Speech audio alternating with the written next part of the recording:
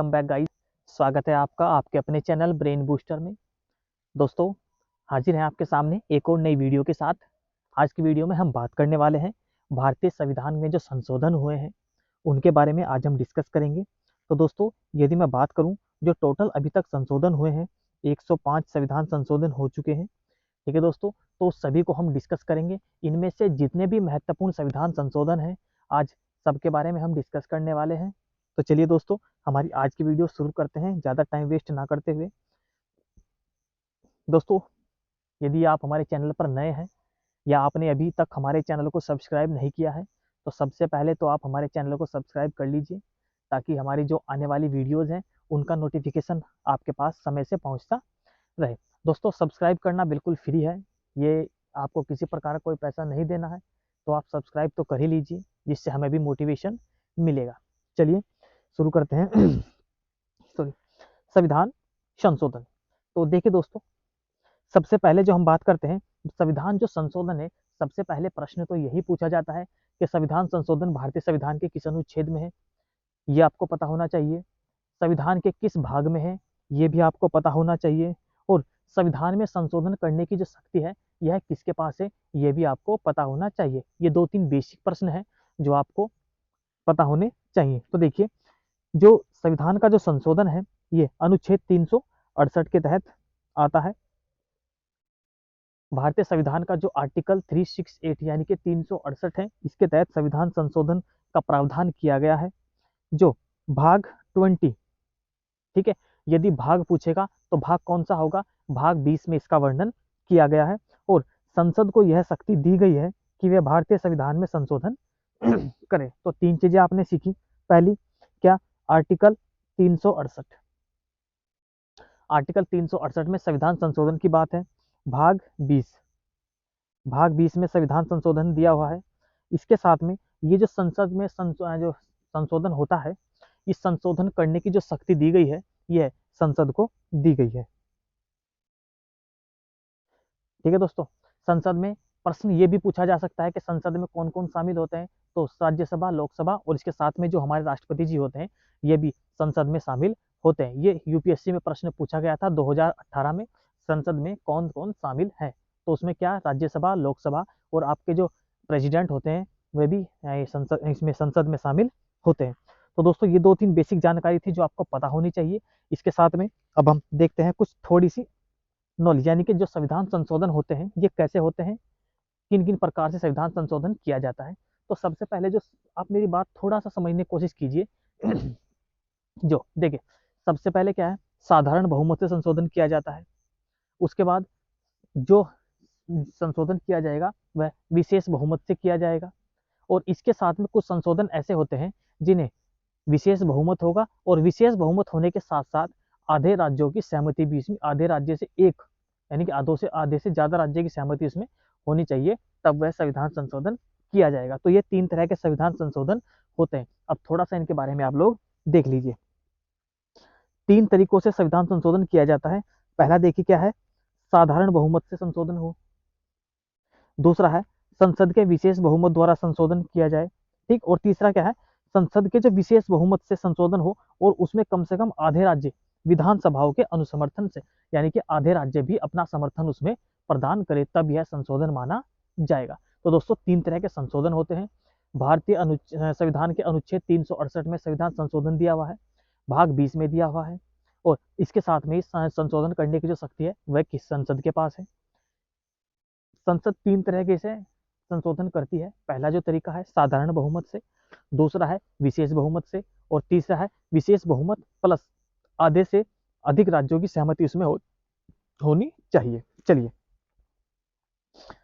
देखिए, स्टार्टिंग में क्या है, संसद के साधारण बहुमत से क्या तात्पर्य होता है। अब आप ये देखिए थोड़ा सा, यह उपस्थित और मतदान करने वाले सदस्यों के 50% से अधिक बहुमत होना चाहिए।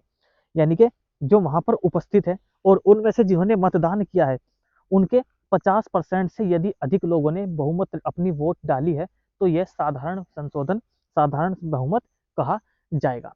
अब जैसे किसी राज्य का नाम बदलना है, सीमा परिवर्तन करनी है, तो ये सब किस में आते हैं, साधारण जो संशोधन होता है उसी के तहत ये सब किए जाते हैं। दूसरा है संसद के विशेष बहुमत द्वारा संशोधन। देखिए विशेष बहुमत में क्या क्या आता है। यह विधेयक तब पारित माना जाता है जब सदन की कुल ताकत के 50% से अधिक उपस्थित सदस्यों के 2/3 बहुमत से समर्थित हो। यानी कि क्या कहा, जो कुल सदस्य होते हैं उनके 50% से अधिक उपस्थित सदस्यों के 2/3 से अधिक समर्थित होना चाहिए, यानी कि 2/3 सदस्य इस पर वोट करने चाहिए, तब ये विशेष बहुमत कहा जाएगा। ठीक है, यानी कि जितने भी सदन में उपस्थित है, यानी कम से कम ये नहीं कि 5 सदस्य उपस्थित हो जाए, 50% से अधिक उसमें उपस्थित होने चाहिए और उनके 2/3 सदस्य यदि मतदान करते हैं किसी बजट पर लेकर या फिर किसी विधेयक पर लेकर, तो उसे क्या कहा जाएगा, विशेष बहुमत कहा जाएगा। इसके बाद देखिए, संसद का विशेष बहुमत और कम से कम आधे राज्य विधानसभाओं के अनुसमर्थन से संशोधन करे। इस प्रकार के बहुमत की आवश्यकता तब होती है जब संघीय ढांचे में संशोधन की आवश्यकता होती है। संघीय ढांचे का क्या मतलब है, भारत का जो संविधान होता है, इसका जो मूल ढांचा होता है, ठीक है, इसी में यह संघीय ढांचा, यदि इसमें संशोधन करना है, यानी कि संविधान की बनावट जो स्टार्टिंग में बनाई गई थी, उसमें उसके जो मूल ढांचा है उसमें हमें किसी प्रकार का बदलाव करना है या हमें संशोधन करना है, तब हम क्या काम करेंगे, हमें विशेष बहुमत के साथ साथ आधे राज्यों से अधिक की उसमें बहुमत हमें प्राप्त होना चाहिए, तब हम क्या कहेंगे, ये विशेष बहुमत होगा। संसद के दोनों सदनों द्वारा विशेष बहुमत के अलावा इसे साधारण बहुमत से आधे राज्य विधानमंडल की सहमति की आवश्यकता होती है। राज्यों को विधेयक पर अपनी सहमति देने के लिए किसी समय सीमा का निर्धारण नहीं किया गया, यानी कि जो राज्य है वह अपनी सहमति कितने भी समय में दे सकते हैं, इसमें कोई समय सीमा नहीं है। आगे देखिए, संसद से पारित होने के बाद संशोधन राष्ट्रपति को जाता है। जो विधेयक है जब वो संसद से पास हो जाएगा, मैंने आपको क्या बताया, संसद में 3 चीजें शामिल होती है, पहला राज्यसभा, लोकसभा और तीसरा राष्ट्रपति जी। यदि कोई विधेयक राज्यसभा में पारित लाया गया है तो उसे राज्यसभा से पारित किया जाएगा, फिर उसे लोकसभा से किया जाएगा और अंतिम रूप से फिर उसे राष्ट्रपति जी के पास हस्ताक्षर के लिए भेजा जाएगा। यदि राष्ट्रपति जी उस पर हस्ताक्षर कर देते हैं तो वह विधेयक फिर क्या बन जाएगा, कानून बन जाता है। राष्ट्रपति के पास भी यहाँ पर पावर्स होती है, वह पुनर्विचार के लिए कर सकता है कि भाई जो आपने ये विधेयक मेरे पास भेजा है इस पर अब एक बार पुनर्विचार कर ले, या फिर राष्ट्रपति के पास पॉकेट वीटो होती है, वह विधेयक को अपने पास रख सकता है। ठीक, तो जब हम प्रेसिडेंट पढ़ेंगे तब हम इन सारी चीजों को अच्छे से डिस्कस करेंगे। भारतीय संविधान में अब तक जनवरी 2023 तक की हम बात कर रहे हैं, 105 संविधान संशोधन हो चुके हैं। ठीक है दोस्तों, 105 संविधान संशोधन यदि हम इस वीडियो में पढ़ाएंगे तो दोस्तों ये वीडियो बहुत ज़्यादा लंबी हो जाएगी, क्योंकि हमारा चैनल अभी नया है तो इतनी बड़ी वीडियो हम अभी नहीं बना सकते हैं। दोस्तों आप थोड़ा सा समझने की कोशिश कीजिए। तो हम क्या काम करेंगे, इसे 2 पार्ट में बनाएंगे। आज हम मिनिमम 50 संविधान संशोधन कवर करेंगे और बाकी के जो बचे हैं उसे हम आने वाली वीडियो में कवर करेंगे। भारतीय संविधान के महत्वपूर्ण संशोधन की सूची, चलिए अब देखते हैं हम कौन कौन सा संविधान संशोधन कब किया गया है और उसमें क्या क्या प्रावधान लागू किए गए थे। पहला संविधान संशोधन, ये आपको जरूर याद रखना है क्योंकि सीधा सा प्रश्न यही पूछा जा सकता है कि जो पहला संविधान संशोधन था वह कब हुआ था, तो 1951 में, ये आपको पता होना चाहिए। पहला संविधान संशोधन 1951 में हुआ था। राज्य को सामाजिक और आर्थिक रूप से पिछड़े वर्गों के विकास के लिए विशेष प्रावधान करने का अधिकार प्रदान करता है। पहले संविधान संशोधन में ही यह कहा गया था कि राज्य को जो सामाजिक रूप से सामाजिक और आर्थिक रूप से जो पिछड़े हुए हैं, ठीक है, जो गरीब तबका है, उनके विकास करने का विशेष जो प्रावधान किया गया था वह पहले संविधान संशोधन के तहत ही दिया गया था। इसके बाद जो एक मेन है, जमींदारी विरोधी कानून को न्यायिक समीक्षा से बचाने के लिए संविधान में 9वीं अनुसूची जोड़ी गई थी। दोस्तों इसमें आप थोड़ा सा मुझे समझना, मैं क्या कहना चाहूंगा यहाँ पर, मैं आपको कुछ बताना चाहूंगा कि 9वीं अनुसूची के बारे में। 9वीं अनुसूची में भूमि सुधार दिया गया है, भूमि सुधार। टोटल कितनी अनुसूची है, 12 अनुसूची है। ठीक है दोस्तों, टोटल कितनी है, 12 है। अनुसूची 1 में क्या कहा गया है कि भारत क्या है, राज्य का संघ होगा, यानी कि भारत और उसके राज्य क्षेत्र के बारे में बताया गया है। प्रश्न ये बन सकता है कि भारत के 28 राज्य और 8 केंद्र शासित प्रदेशों का वर्णन किस अनुसूची में है, तो आप क्या कहेंगे, ये पहली अनुसूची में है। तो भारत और उसके जो क्षेत्र है ये वर्णन किया गया पहली अनुसूची में। दूसरी अनुसूची में क्या, जो पदाधिकारी हैं उनके वेतन और भत्तों का निर्धारण किया गया है दूसरी अनुसूची में। ठीक है दोस्तों, तीसरी में क्या कहा गया है तीसरी में कहा गया है शपथ के बारे में, यानी कि जो अधिकारी होंगे, जो शीर्ष स्तर के अधिकारी हैं, वह अपनी शपथ लेंगे किस अनुसूची के तहत? तीसरी अनुसूची के तहत। चौथी, राज्यसभा में सीटों का बंटवारा। जो राज्यसभा में सीटों का बंटवारा है, कहाँ पर? राज्यसभा में। ये कहाँ कहा गया है? ये चौथी अनुसूची में कहा गया है, ये आपको पता होना चाहिए। पांचवी अनुसूची में क्या कहा गया है? पांचवी अनुसूची में जनजातीय जो क्षेत्र है उनका प्रशासन दिया गया है। छठी अनुसूची में क्या है? देखिए, एससी और एसटी ये दिया गया है पांचवी अनुसूची में।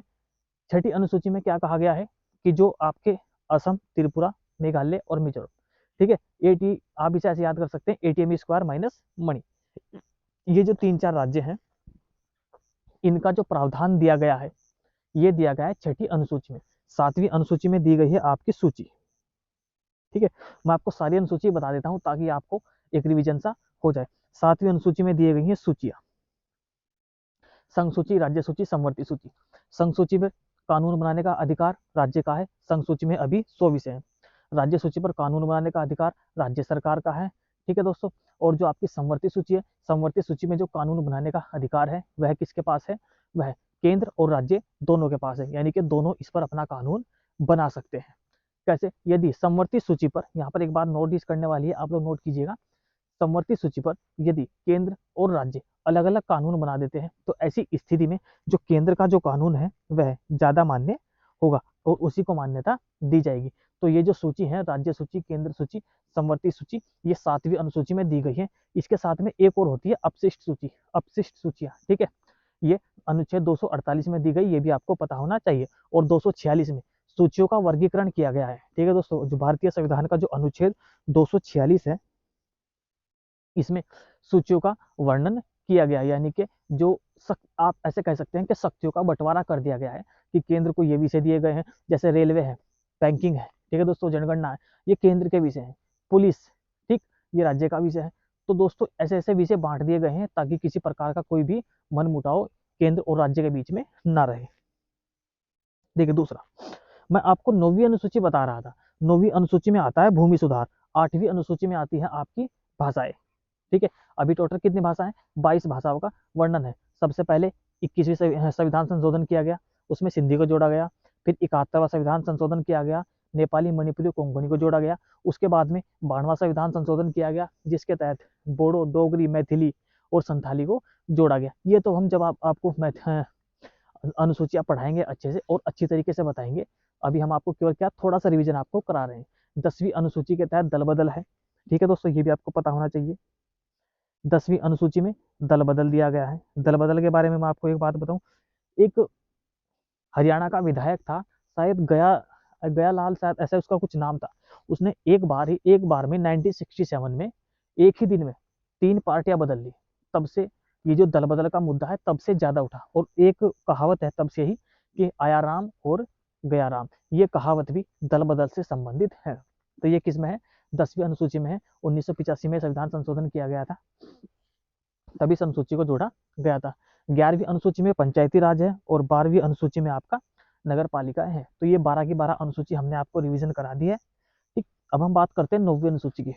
मैंने आपको बताया नहीं, अब हम बात करते हैं। देखिए, ये जो जमींदारी विरोधी है, 9वीं अनुसूची क्यों जोड़ी गई? पहले संविधान संशोधन के तहत ही 9वीं अनुसूची को क्यों जोड़ा गया, मैं आपको थोड़ा सा डिस्कस करा देता हूँ। देखिए, हुआ क्या था, जैसे ही हमारा भारत आजाद होता है तो इसके सामने एक समस्या आ जाती है। कुछ लोगों के पास जो पहले से ही जमींदार थे, बहुत ज्यादा उनके पास संपत्ति थी, वो खुश थे। लेकिन बहुत बड़ा तबका एक ऐसा था जिनके पास ना तो जमीन थी, ना उनके पास अनाज था, ना उनके पास पैसे थे। तो सरकार ने क्या कहा कि भाई आप लोग थोड़ी थोड़ी जमीन इन्हें, जो छोटे तबके के लोग हैं, इन्हें दे दे। पर आपको पता है कि यदि मैं आपको आपसे कहूँ कि भाई आप अपनी थोड़ी जमीन अपने गांव के किसी किसान को दे दो, क्या आप दे दोगे? नहीं दोगे। यदि मैं कोई कानून लेकर आऊंगा, आप उस कानून का भी विरोध करोगे। पहले जो संपत्ति का अधिकार था वह एक मौलिक अधिकार हुआ करता था। हालांकि 44 संविधान संशोधन के तहत उसे हटा दिया गया, अब उसे 301 के तहत कानूनी अधिकार बना दिया गया है। लेकिन पहले वो मौलिक अधिकार था। तो सरकार ने एक कानून लेके आया और उसमें जो भूमि जमींदार लोग थे उनकी जो संपत्ति को छीन कर जो गांव के जो ग्रामीण थे, जो गरीब किसान थे, उन्हें देने लगे।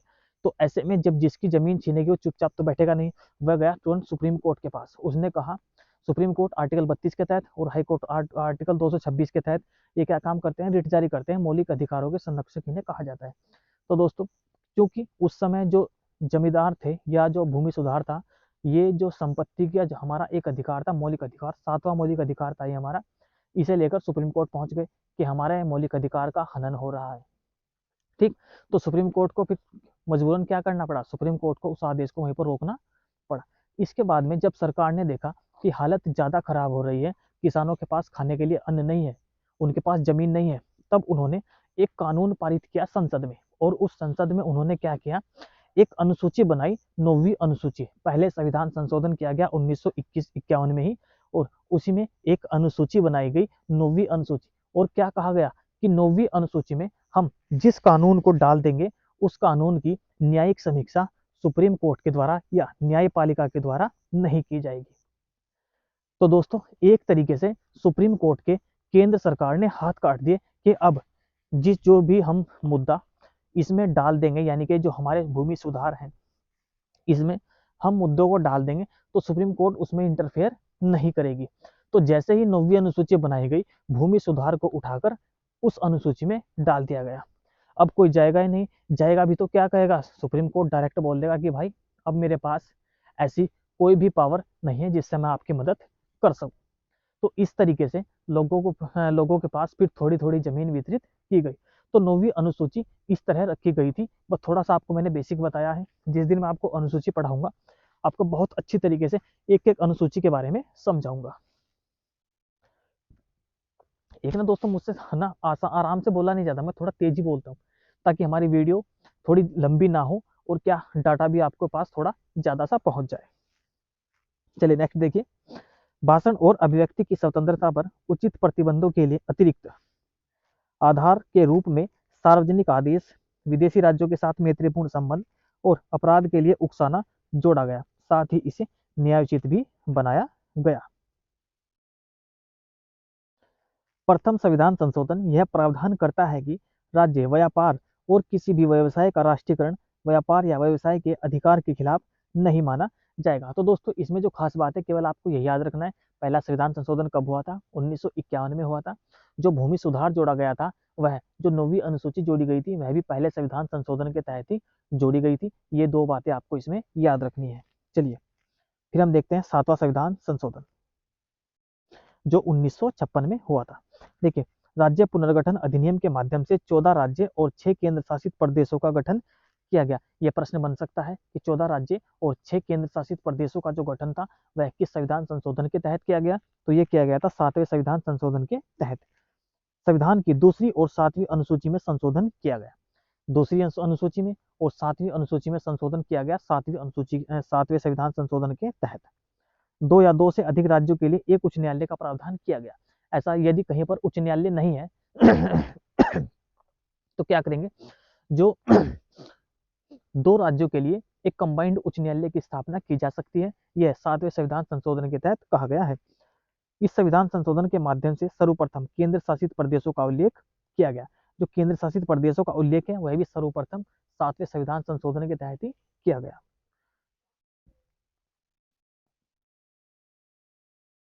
10वां संविधान संशोधन अधिनियम ये हुआ था 1961 में। अब देखिए, इस संविधान संशोधन के माध्यम से पुर्तगाल से केंद्र शासित प्रदेश के रूप में दादरा और नगर हवेली का अधिग्रहण किया गया। दादरा और नगर हवेली का अधिग्रहण कब किया गया, तो ये आपको याद रखना है 1961 में। किस संविधान संशोधन के तहत, 10वें संविधान संशोधन के तहत। और संविधान का जो अनुच्छेद 240 है इसमें संशोधन किया गया। केवल यह प्रश्न बन सकता है कि गोवा, दादरा और नगर हवेली, ठीक है, दादरा और नगर हवेली का जो अधिग्रहण है ये कब किया गया था, तो आपको पता होना चाहिए 1961 में ये किया गया था। चलिए नेक्स्ट देखते हैं। अब है 24वां संविधान संशोधन। दोस्तों वही लिया गया है जो महत्वपूर्ण है, जहां से प्रश्न बनने की संभावना है। 24वां संविधान संशोधन 1971 में हुआ था। इस संशोधन के माध्यम से यह स्पष्ट हो गया है कि संसद अनुच्छेद 368 का उपयोग करके अनुच्छेद 13 सहित संविधान के किसी भी हिस्से में संशोधन कर सकती है, अर्थात संसद को मौलिक अधिकार में संशोधन करने की शक्ति दी गई। 24वें संविधान संशोधन में यही कहा गया है कि जो संसद है वह कहीं पर भी संशोधन कर सकती है। मौलिक अधिकारों में संशोधन करने की जो शक्ति थी वह भी उन्हें 24वें संविधान संशोधन के तहत ही दी गई। इस संवैधानिक संशोधन पर राष्ट्रपति की सहमति देना अनिवार्य कर दिया गया। यह संशोधन अधिनियम गोलकनाथ मामला 1967 के बाद लाया गया, ये भी आपको पता होना चाहिए। 25वां संविधान संशोधन 1971 राज्य के नीति निर्देशक तत्वों और मौलिक अधिकारों के बीच संबंध से संबंधित अनुच्छेद 31C में जोड़ा गया। संविधान संशोधन ने स्पष्ट किया कि अनुच्छेद 39B या C के अंतर्गत आने वाले राज्य के नीति निर्देशक तत्वों के प्रावधानों को पूरा करने के लिए बनाए गए कानून को इस आधार पर चुनौती नहीं दी जा सकती कि यह अनुच्छेद 14 1931 में दिए गए मौलिक अधिकारों का उल्लंघन करता है। तो ये क्या कहा गया है दोस्तों, इतना कहा गया है कि अनुच्छेद 39B या C के तहत राज्य के जो नीति निर्देशक तत्वों का जो प्रावधान पूरा करने के लिए जो कानून बनाए गए हैं, उन्हें इस आधार पर चुनौती नहीं दी जा सकती कि ये 14, 19 और 21 का अतिक्रमण करते हैं। संपत्ति के मौलिक अधिकार को कम कर दिया गया। देखिए, संपत्ति का मौलिक अधिकार खत्म कब किया गया? 44वां संविधान संशोधन 1978 में। लेकिन कम कब कर दिया गया? जो 25वां संविधान संशोधन हुआ था 1971 में, इसके तहत इसे कम कर दिया गया। 26वां संविधान संशोधन 1971 रियासतों के शासकों को दिया जाने वाले प्रीवी पर्स और विशेषाधिकारों को समाप्त कर दिया गया। यानी कि जो उस समय जो रियासतें थी, उन्हें जो अधिकार दिए गए थे, उन्हें जो विशेषाधिकार दिए गए थे, उन विशेषाधिकारों को खत्म कर दिया गया इस संविधान संशोधन के तहत, 26वें संविधान संशोधन के तहत। नेक्स्ट देखिए 34वां संविधान संशोधन। इसके द्वारा विधानमंडल द्वारा बनाए गए 20 और काश्तकारी व भूमि सुधार कानूनों को संविधान की 9वीं अनुसूची में शामिल किया गया। ये इतना खास नहीं है। 38वां देखिए, राष्ट्रपति द्वारा आपातकाल की घोषणा को किसी भी अदालत में चुनौती नहीं दी जा सकती। ठीक, ये महत्वपूर्ण है। किसमें कहा गया है? 38वां संविधान संशोधन हुआ था 1975 में। इसमें कहा गया है कि राष्ट्रपति द्वारा आपातकाल की घोषणा को किसी भी अदालत में चुनौती नहीं दी जा सकती। यानी कि यदि किसी राज्य में आपातकाल लगाया जाता है या भारत के किसी क्षेत्र में आपातकाल लगाया जाता है, तो उसे किसी भी अदालत में राष्ट्रपति द्वारा चुनौती नहीं दी जाएगी। राज्यों, केंद्र शासित प्रदेशों के उपराज्यपाल, राज्यपालों और प्रशासकों द्वारा अध्यादेशों की घोषणा को कानून की अदालत में चुनौती नहीं दी जा सकती। राष्ट्रपति को एक साथ विभिन्न आधारों पर राष्ट्रीय आपातकाल की विभिन्न उद्घोषणाओं की घोषणा करने। नमस्कार दोस्तों, स्वागत है आपका आपके अपने चैनल ब्रेन बूस्टर में। दोस्तों, पिछली वीडियो में हमने संविधान संशोधन के कुछ महत्वपूर्ण जो संशोधन हुए हैं वो आपको कराए थे। किसी कारणवश वह वीडियो हमारी बीच में ही रुक गई थी, तो उसका जो सेकंड पार्ट है वह आज हम आपके लिए लेकर आए हैं। दोस्तों, इससे पहले यदि आपने वह वीडियो ना देखी हो तो उस वीडियो को आप पहले देख लें। उसका जो लिंक है वह डिस्क्रिप्शन में दिया हुआ है, या फिर आप लोग प्लेलिस्ट में आकर कॉन्स्टिट्यूशन ओपन करेंगे और वहाँ पर सारी की सारी जितने भी संविधान की वीडियो है वह आपको मिल जाएगी। दोस्तों, इसी के साथ हम शुरू करते हैं हमारी आज की वीडियो, जिसमें हम शुरू करेंगे 42वें संविधान संशोधन से। इससे पहले जितने भी संशोधन हुए हैं जो महत्वपूर्ण है, जहां से प्रश्न बनने की संभावना ज़्यादा है, उन प्रश्नों को हम आपके सामने डिस्कस कर चुके हैं, तो उस वीडियो को आप लोग जरूर देखें। चलिए अब हम आगे शुरू करते हैं 42वां संविधान संशोधन। दोस्तों, इससे पहले यदि आप हमारे चैनल पर नए हैं तो हमारे चैनल को आप सब्सक्राइब कर लीजिए, साथ में बेल आइकन को भी ऑन कर लीजिए, ताकि हमारी वीडियोस का जो नोटिफिकेशन है वह आपके पास समय से पहुंच जाए। तो चलिए शुरू करते हैं। 42वां संविधान संशोधन। सबसे पहले देखिए, इसे लघु संविधान कहा जाता है, क्योंकि 42वें संविधान में जब संशोधन किया गया तो इसमें इतने ज़्यादा संशोधन हो गए कि यह एक अलग ही संविधान बन गया। जब आप इसे देखेंगे तो इसमें इतने ज़्यादा संशोधन हुए हैं, बहुत ज़्यादा, तो इसलिए इसे क्या कहा गया कि भाई ये क्या है, एक लघु संविधान है, या मिनी कॉन्स्टिट्यूशन भी इसे ही कहा जाता है। देखिए, सबसे पहले बात आती है भारत की जो प्रस्तावना थी, ठीक है, जो प्रियम्बल है भारत की, उसमें 3 शब्द जोड़े गए थे, समाजवादी, पंथनिरपेक्ष और आपकी अखंडता शब्द। इन तीनों शब्दों को 42वें संविधान संशोधन द्वारा 1976 में ही जोड़े गए थे। ठीक है, ये देखिए, समाजवादी, धर्मनिरपेक्ष और अखंडता शब्द, इन्हें जोड़ा गया था 42वें संविधान संशोधन के तहत। ये बात आपको याद रखनी है। दूसरी बात देखिए, संसद और राज्य विधानमंडल, लोकसभा और राज्य विधानसभा का जो कार्यकाल है उसे 5 वर्ष से बढ़ाकर 6 वर्ष कर दिया गया था। इसने ट्रेड यूनियन गतिविधि को कम करने की शक्ति वाले प्रावधान पर रोक लगाया था। इस संविधान संशोधन द्वारा संवैधानिक संशोधन पर न्यायिक समीक्षा को प्रतिबंधित किया गया था। मंत्रिपरिषद की सलाह को इस संशोधन के तहत राष्ट्रपति के लिए बाध्यकारी बनाया गया था। ये तीसरी चीजें जो आपको याद रखनी है, देखिए इसमें जो इंपॉर्टेंट है, पहली ये जो पूछी जाती है, मैं आपको बता दूं, पहली बात देखिए ये इंपॉर्टेंट है, ये पूछी जाती है, ये पूछी जाती है और ये पूछी जाती है। ये तो इंपॉर्टेंट है, आपको तीनों की तीनों पता होनी चाहिए। नेक्स्ट देखिए, शिक्षा, वन, वजन, मापतोल, वन्यजीव, पक्षियों का संरक्षण, न्याय का प्रशासन जैसे 5 विषयों को राज्य सूची से समवर्ती सूची में स्थानांतरित किया गया। जो 5 विषय थे, ये विषय पहले राज्य सूची में थे, यानी कि इनके ऊपर जो कानून बनाने का अधिकार था वह राज्य सरकार का था, लेकिन इन्हें राज्य सूची से निकालकर समवर्ती सूची में स्थानांतरित कर दिया गया। देखिए कुछ विषय ऐसे होते हैं जिन्हें राज्य को भी कानून बनाना पड़ता है और केंद्र को भी कानून बनाना पड़ता है। तो ये विषय ऐसे थे जिसमें राज्य को भी कानून बनाना पड़ सकता था और केंद्र को भी कानून बनाना पड़ सकता था। तो दोस्तों ऐसे में इन 5 विषयों को कौन कौन से थे? शिक्षा, वन, मापतोल, वन्यजीव और पक्षियों का संरक्षण, न्याय प्रशासन जैसे ये जो 5 विषय थे, इन्हें राज्य सूची से निकालकर समवर्ती सूची में रख दिया गया। दोस्तों अनुसूची से संबंधित और ये जितनी भी सूची हैं हमने कल की वीडियो में डिस्कस किया है, ये भी आप लोग प्लेलिस्ट में जाकर देख सकते हैं या फिर डिस्क्रिप्शन में लिंक दिया हुआ है, आप वहां से इसे देख सकते हैं। काफी अच्छी तरीके से डिटेल में समझाया हुआ है। देखिए ये जो सूची है, समवर्ती सूची, राज्य सूची, केंद्र सूची, ये क्या है? भारतीय संविधान का जो अनुच्छेद 246 है, 246 में वर्णन किया गया है कि ये जो हमारी अनुसूची है, केंद्र में क्या क्या विषय होंगे, राज्य सूची में क्या क्या विषय होंगे और समवर्ती सूची में क्या क्या विषय होंगे, इन्हें आर्टिकल 246 में वर्णित किया गया है।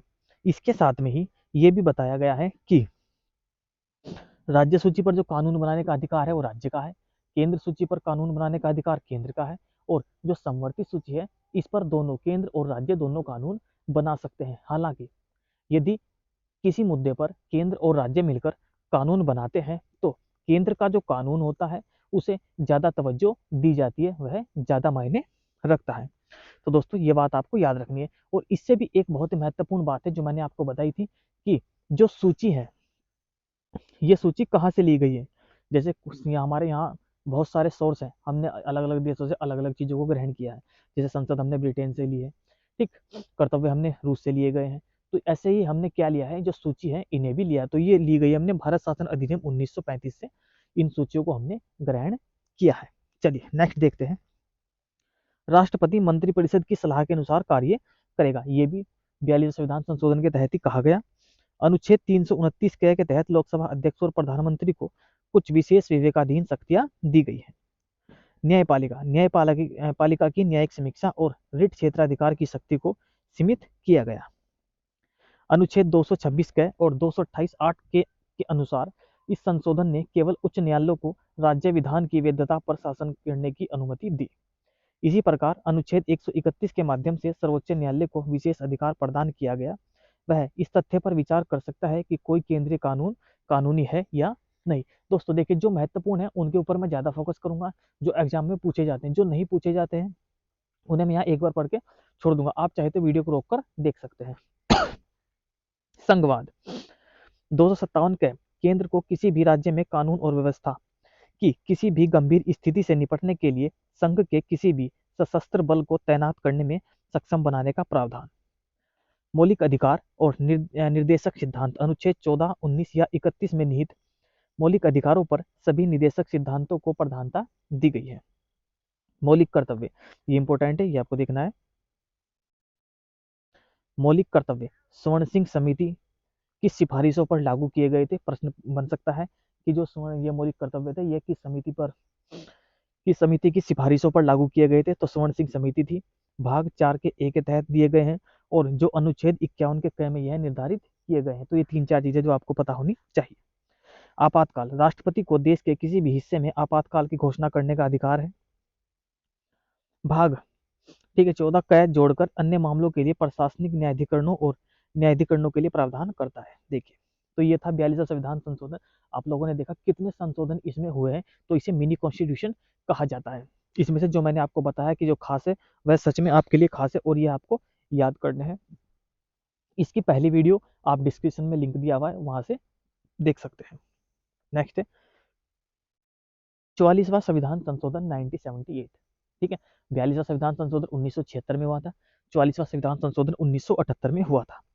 लोकसभा और राज्य विधानसभाओं का कार्यकाल पूर्व की तरह पुनः 5 साल कर दिया गया। 42वें संविधान संशोधन के तहत इसे 6 साल किया गया, और जो 44वां संविधान संशोधन हुआ था इसके में इसे घटाकर फिर से 5 साल का कर दिया गया। यह भी प्रावधान किया गया कि राष्ट्रपति मंत्रिपरिषद की सलाह को पुनर्विचार के लिए वापस भेज सकता है। अब देखिए, भारत का जो राष्ट्रपति होता है उसे भारत का प्रथम नागरिक कहा जाता है। 42वें संविधान संशोधन में यह कहा गया था कि जो एक बार मंत्रिपरिषद ने सलाह दे दी उसे राष्ट्रपति मानेगा ही मानेगा, तो फिर राष्ट्रपति को प्रथम व्यक्ति कहना उचित नहीं होगा। तो इसी में थोड़ा सा बदलाव किया गया और ये कहा गया कि भाई राष्ट्रपति क्या करेगा, अब उसे जो सलाह दी जाती है, ठीक है, उस पर एक बार पुनर्विचार या वापस पुनर्विचार करने के लिए राष्ट्रपति से वापस भेज सकता है। देखिए, आपातकाल की स्थिति में आंतरिक अशांति के शब्द को सशस्त्र विद्रोह से प्रतिस्थापित कर दिया गया। ये 44वें संविधान संशोधन में किया गया। पहले जहां पर आंतरिक अशांति शब्द था, अब वहां पर सशस्त्र विद्रोह की बात कही जाती है। राष्ट्रीय आपातकाल की अवधि को एक बार में 6 माह से अधिक नहीं बढ़ाई जानी चाहिए, और मंत्रिपरिषद की लिखित सिफारिश पर ही राष्ट्रपति द्वारा आपातकाल लगाया जाना चाहिए। इसके साथ ही जो संपत्ति के अधिकार को मौलिक अधिकारों की सूची से हटाकर 300 कै में जोड़ा गया, और इसे क्या कहा गया कि अब ये विधिक अधिकार है, यानी कि ये भी से कानूनी अधिकार है। पहले ये क्या था, एक आपका मौलिक अधिकार हुआ करता था, लेकिन इस मौलिक अधिकार को खत्म कर दिया गया। यह किसी कारणों से खत्म किया गया था, और यदि आप ये जानना चाहते हैं कि आखिर इसे खत्म क्यों किया गया था, एक्चुअल में इसका कारण क्या है, तो जो अनुसूची की जो वीडियो है हमारी, जिसका लिंक हमने डिस्क्रिप्शन में दिया हुआ है, उसे आप जरूर देखें, क्योंकि उसमें हमने बताया है क्यों 9वीं अनुसूची जोड़ी गई, क्यों पहला संविधान संशोधन किया गया, क्यों मौलिक अधिकार को, जो संपत्ति का अधिकार था, इसे मौलिक अधिकार से हटाकर विधिक अधिकार बनाया गया। तो आप उस वीडियो को जरूर देखें। चलिए देखिए नेक्स्ट, राष्ट्रपति, राज्यपाल और लोकसभा अध्यक्ष के चुनाव की न्यायिक समीक्षा का प्रावधान किया गया। अब दोस्तों जानते हैं न्यायिक समीक्षा क्या होती है? किसी भी मुद्दे पर दोबारा से उसकी जांच करना, ये न्यायिक समीक्षा कहलाता है। राष्ट्रीय आपातकाल के दौरान मौलिक अधिकार के अनुच्छेद 20 अपराधों के लिए दोष सिद्धि के संबंध में संरक्षण और अनुच्छेद 21 प्राण और दैहिक स्वतंत्रता का संरक्षण को निलंबित नहीं किया जा सकता। यानी कि कहने का मतलब यह है कि जब आपातकाल लगाया जाएगा, उसके तहत जो अनुच्छेद 20 है और अनुच्छेद 21 है, इन्हें निलंबित नहीं किया जा सकता, खत्म नहीं किया जा सकता। ठीक है दोस्तों, तो ये सब बातें किसमें की गई? 44वें संविधान संशोधन के तहत। देखिए क्या क्या बातें की गई इसमें, मैं आपको थोड़ा सा बता देता हूँ। पहली बात, राष्ट्रीय आपातकाल के दौरान अनुच्छेद 20 और 21 को समाप्त नहीं किया जा सकता। एक सेकंड दोस्तों, ये बार बार पॉपअप मैसेज आ रहे थे। ठीक है, नहीं किया जा सकता। दूसरी बात, जो संपत्ति का अधिकार था उसे हटा दिया गया है। तीसरी बात, राष्ट्रपति को जो मंत्रिपरिषद सलाह देगी उसे पुनर्विचार के लिए वापस भेज सकते हैं। चौथी बात, आंतरिक विद्रोह के आधार पर सशस्त्र विद्रोह शब्द को जोड़ा गया। ठीक, और इसके बाद जो एक बात और रह जाती है सबसे पहली, देखिए ये क्या है, जो कार्यकाल था इसे पुनः 5 वर्ष किया गया। तो ये कुछ बातें थी 44वें संविधान संशोधन में जो आपको पता होनी चाहिए। ठीक है दोस्तों, नेक्स्ट देखिए,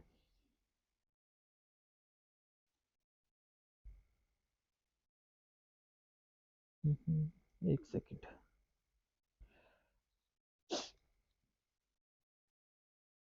ठीक है, अब देखिए 51वां संविधान संशोधन 1984 में किया गया था।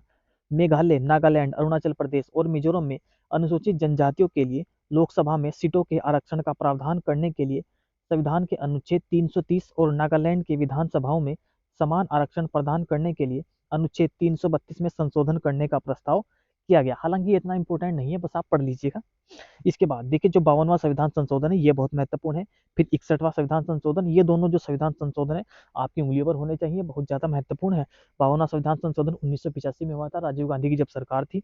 दल बदल के खिलाफ कानून इसमें बनाया गया था और 10वीं अनुसूची को जोड़ा गया था। दोस्तों मैं बार बार आपसे कह रहा हूँ, अनुसूची के बारे में जो कंप्लीट जानकारी है उसकी वीडियो डिस्क्रिप्शन में लिंक दिया हुआ है, या आप प्ले में जाकर वहां पर भी देख सकते हैं। अनुसूची को बिल्कुल बेसिक से पढ़ाया गया है और हर चीज बताई गई है, क्यों 10वीं अनुसूची जोड़ी गई। ठीक है, 1967 में ऐसा क्या हुआ था कि एकदम से जो दल बदल है उसने आग पकड़ ली, हर आदमी दल बदल करना चाह रहा था। ऐसा क्या हुआ था, इन सब की जानकारी 10वीं अनुसूची में आप वहां से पढ़ सकते हैं, अनुसूची की जो वीडियो दी गई है। अब यहाँ बताएंगे तो वीडियो काफी ज्यादा लंबी हो जाएगी। इसके बाद आता है 61वां संविधान संशोधन 1989 में। इसमें क्या था, लोकसभा और विधानसभा चुनाव के लिए मतदान की उम्र 21 साल से घटाकर 18 साल की गई। तो ये क्या था, 61वां संविधान संशोधन हुआ था 1989 में। जो उम्र है उसे 21 वर्ष से घटाकर 18 वर्ष कर दी गई थी। 65वां संविधान संशोधन, अनुसूचित जाति और जनजाति यानी कि जो SC ST है उनके लिए ये बात है, एक राष्ट्रीय आयोग को शामिल किया गया और संविधान के अनुच्छेद 338 में संविधान किया गया और एक नया अनुच्छेद जोड़ा गया 338 का क। ये बात आपको याद रखनी है। तो ये कब किया गया, 65वां संविधान संशोधन हुआ था ठीक तब 1990 में। 69वां संविधान संशोधन 1991, 70 सदस्यीय विधानसभा और दिल्ली के लिए 7 सदस्यीय मंत्रिपरिषद के प्रावधान के साथ दिल्ली को राष्ट्रीय राजधानी क्षेत्र घोषित किया गया। तो प्रश्न ये बनता है कि संविधान संशोधन के तहत दिल्ली को राष्ट्रीय राजधानी क्षेत्र घोषित किया गया। तो आप क्या कहेंगे, 69वां जो संविधान संशोधन हुआ था, 69वां जो अमेंडमेंट हुआ था 1991 में, इसके तहत दिल्ली को राष्ट्रीय राजधानी क्षेत्र घोषित किया गया। चलिए 73वां संविधान संशोधन 1992, इसमें आपको पता है कि पंचायती राज व्यवस्था को संवैधानिक दर्जा दिया गया था। इसमें यह भाग 9वें और 11वीं अनुसूची इसमें जोड़ी गई। तो ये प्रश्न बन सकता है कि 11वीं अनुसूची किस संविधान संशोधन के तहत जोड़ी गई, तो 73वें संविधान संशोधन के तहत। और इसी में क्या किया गया, पंचायत का त्रिस्तरीय मॉडल बनाया गया। इसके साथ महिलाओं को 1/3 आरक्षण भी प्रदान किया गया, ये भी आपको पता होना चाहिए। नेक्स्ट देखिए 74वां संविधान संशोधन, इस संवैधानिक संशोधन के माध्यम से शहरी स्थानीय निकाय 73 में ग्रामीण की बात करता है और 74 में शहरी की बात करता है, ये आपको पता होना चाहिए। इसमें 12वीं अनुसूची को जोड़ा गया। 76वां संविधान संशोधन 1994, पिछड़े वर्ग, अनुसूचित जातियों और जनजातियों के लिए शैक्षिक संस्थानों में सीटों के आरक्षण और एक राज्य के तहत सेवाओं में नियुक्ति या पदों से संबंधित प्रावधान इस माध्यम से किए गए। सुप्रीम कोर्ट ने 1992 का फैसला सुनाया था कि संविधान के अनुच्छेद 16(4) के तहत कुल आरक्षण 50% से अधिक नहीं होना चाहिए। ठीक है, जो आरक्षण है उसे 50% से अधिक नहीं होना चाहिए, ये बात आपको याद रखनी है बस। वैसे इतना खास नहीं है, इसे आप छोड़ भी सकते हैं। 77वां संविधान संशोधन पढ़ लेते हैं। देखिए जो इंपॉर्टेंट है मैं आपको बताता चलूंगा, जहां से प्रश्न बन सकते हैं। 77वां संविधान संशोधन, अनुसूचित जाति और जनजाति के पक्ष में सरकारी नौकरी में पदोन्नति में आरक्षण की तत्कालीन नीति को जारी रखने का प्रावधान किया गया, ये इतना खास नहीं है। 80वां संविधान संशोधन, संघ और राज्य के बीच करों के बंटवारे के लिए एक वैकल्पिक योजना बनाई, ये 2000 में हुआ था। 85वां संविधान संशोधन, अनुसूचित जाति एवं जनजाति वर्ग के शासकीय सेवकों की पदोन्नति के मामले में वरिष्ठता का प्रावधान किया गया। अब ये आपको याद रखना है, 86वां संविधान संशोधन और 91वां जो संविधान संशोधन था, 51वां संविधान संशोधन, ये महत्वपूर्ण है, आपको याद रखना है। अनुच्छेद 21(a) के तहत 6 से 14 वर्ष के समूह के बच्चों के लिए मुफ्त और अनिवार्य शिक्षा के अधिकार को मौलिक अधिकार के रूप में शामिल किया गया, ये कहा गया है 86वां संविधान संशोधन अधिनियम 2002 के तहत। चलिए ठीक है दोस्तों, ये आपको 86वां संविधान संशोधन शिक्षा से संबंधित है। इसमें ये कहा गया कि 6 से लेकर 14 वर्ष तक के जितने भी बच्चे हैं इन्हें क्या मुफ्त और अनिवार्य शिक्षा दी जाएगी, ये किसमें, अनुच्छेद 21(a) के तहत। 91वां संविधान संशोधन, केंद्र और राज्यों में मंत्रिपरिषद का सीमित, जो मंत्रिपरिषद है उसे सीमित किया गया। प्रावधान किया गया कि केंद्रीय मंत्रिपरिषद में प्रधानमंत्री सहित मंत्रियों की कुल संख्या लोकसभा के कुल सदस्य संख्या के 15% से अधिक नहीं होनी चाहिए और किसी भी स्थिति में 12 से कम नहीं होनी चाहिए। इन सब में केवल आपको यही याद रखना है कि किसी भी स्थिति में 15% से अधिक नहीं होगी। क्या, देखिए ये क्या क्या है, मंत्रिपरिषद में प्रधानमंत्रियों सहित मंत्रियों की कुल संख्या लोकसभा की सदस्य संख्या के 15% से अधिक नहीं होगी और 12 से कम नहीं होगी, केवल ये याद रखना है। इसमें आपको 91वां संविधान संशोधन 2003 के तहत बस आपको इसे ही याद रखना है। वैसे बहुत सारी बातें लिखी हुई है, लेकिन जिसमें फोकस आपको करना है बस यही पूछा जाता है कि न्यूनतम कितनी, 12 से कम नहीं होनी चाहिए और अधिकतम 15% से अधिक नहीं होनी चाहिए, बस यही प्रश्न यहाँ से पूछे जाते हैं। 93वां संविधान संशोधन, अनुच्छेद 15(5) के तहत निजी गैर सहायता प्राप्त शिक्षण संस्थानों में सामाजिक और शैक्षणिक रूप से पिछड़े वर्गों के लिए आरक्षण। 97वां संविधान संशोधन, इसमें सहकारी समिति बनाई गई थी, ये बात आपको पता होनी चाहिए, ठीक है। और यह बात आपको याद भी करनी है कि जो सहकारी समिति बनाई गई थी, किसमें भाग 9 के तहत एक बी जोड़ भाग 9 बी जोड़ा गया था, ठीक है दोस्तों। भाग 4 के तहत सहकारी समितियों के निर्माण को प्रोत्साहित करता है। अनुच्छेद 19 के तहत मौलिक अधिकार बनाया गया सहकारी समितियों के निर्माण को, ये भी एक मौलिक अधिकार है, ठीक है। सहकारी समिति का जो निर्माण है अनुच्छेद 19 के तहत एक मौलिक अधिकार है। संविधान में बदलाव करके सहकारी समितियों को संरक्षण देने के लिए अनुच्छेद 19(1)(c) में संशोधन किया गया और उनसे संबंधित 43(b) डीएसपी जोड़ा डीपीएसपी जोड़ा गया, directive principle of state policy.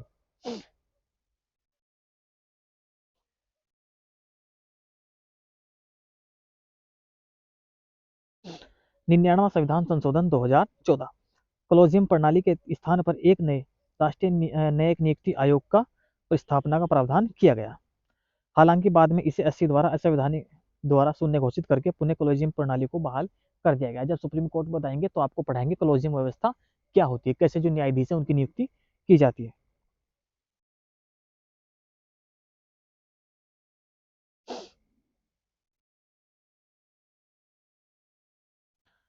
सोवा संशोधन अधिनियम 2015, ये आपको क्या करना है, थोड़ा सा भी आपको याद रखना है। भारत और बांग्लादेश के बीच भूमि सीमा समझौते का अनुसमर्थन करने वाला संशोधन। देखिए, जो बांग्लादेश और भारत में जो भूमि आदान प्रदान की गई थी, ये करंट के मुद्दे ही आपको पता होने चाहिए, इस 100 से लेकर 105 तक ये आपको याद होने चाहिए। तो इसमें क्या है, भारत बांग्लादेश ने अपनी भूमि का आदान प्रदान किया था 100वें संविधान संशोधन के तहत, बस आपको ये याद रखना है।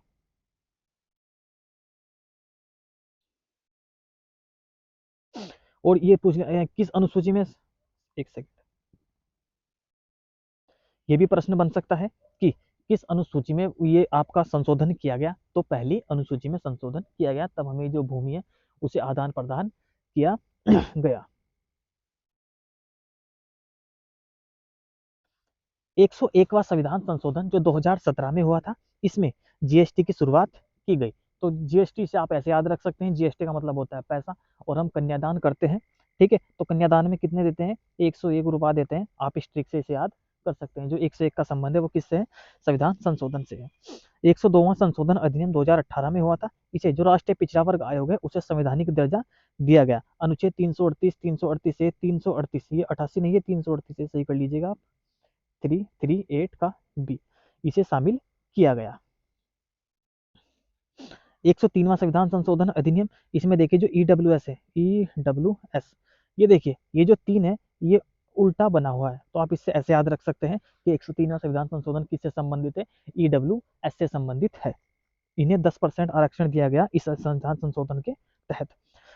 104 देखिए, लोकसभा और राज्यों की विधानसभाओं में एससी और एसटी के लिए सीटों की समाप्ति की सीमा 70 साल के बढ़ाकर 80 साल कर दी गई।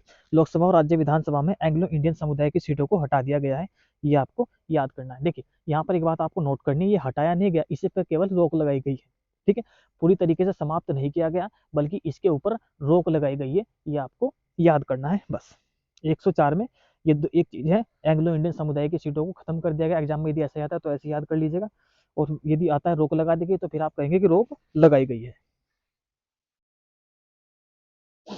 105वां संविधान संशोधन, ये आखिर है, इसके बाद हमारी जो वीडियो है संविधान संशोधन की ये खत्म हो जाएगी।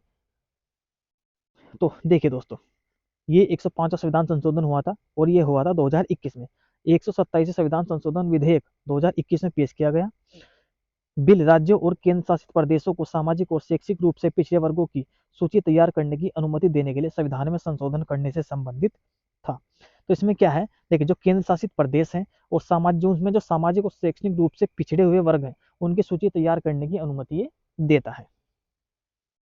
इस संविधान संशोधन ने सामाजिक और शैक्षिक रूप से पिछड़े वर्गों को मान्यता देने के लिए राज्य सरकारों के अधिकार को प्रभावी किया गया। जिन समुदायों के लिए भारत में विशेष प्रावधान या सकारात्मक कार्रवाई दे सकते हैं उन्हें SEBC के रूप में वर्गीकृत किया गया, जिसमें आमतौर पर पिछड़ा वर्ग के रूप में संदर्भित श्रेणियां शामिल हैं। संवैधानिक 105वां संविधान संशोधन अनुच्छेद 342A के खंड 1 और 2 में संशोधन किया गया और एक नया खंड 3 जोड़ा गया। अनुच्छेद 366 26C और 338B9 में भी संशोधन किया गया। ठीक है दोस्तों, तो ये आपके जो संविधान संशोधन की वीडियो थी ये खत्म हो चुकी है। इन दोनों को हम इकट्ठा करके भी डाल सकते हैं। ठीक है दोस्तों, पहले तो आप ये सेकंड पार्ट इसे देखिए, इसमें कुछ थोड़ा बहुत और फेरबदल करेंगे। तो आपको इसके विषय में जानकारी प्रदान कर दी जाएगी। दोस्तों, यदि आपको वीडियो अच्छी लगी हो तो आप चैनल को सब्सक्राइब कर सकते हैं, लाइक भी कर सकते हैं। तो चलिए दोस्तों, हमारी वीडियो आज यहीं पर ख़त्म होती है। इसी के साथ में हम आपसे विदा लेते हैं। देखिए, इस पूरी वीडियो में आप जो यदि आप पूरी वीडियो देखेंगे, पहली वाली जो उसकी वीडियो है, उसमें हमने सारी बातें बताई गई है। देखिए, 368 किस किस प्रकार में संशोधन कर सकता है, कौन संशोधन कर सकता है, साधारण बहुमत क्या है, विशेष बहुमत क्या है, पूरी जानकारी आपको दी गई है। तो आप लोग इसे जरूर देखें। धन्यवाद दोस्तों।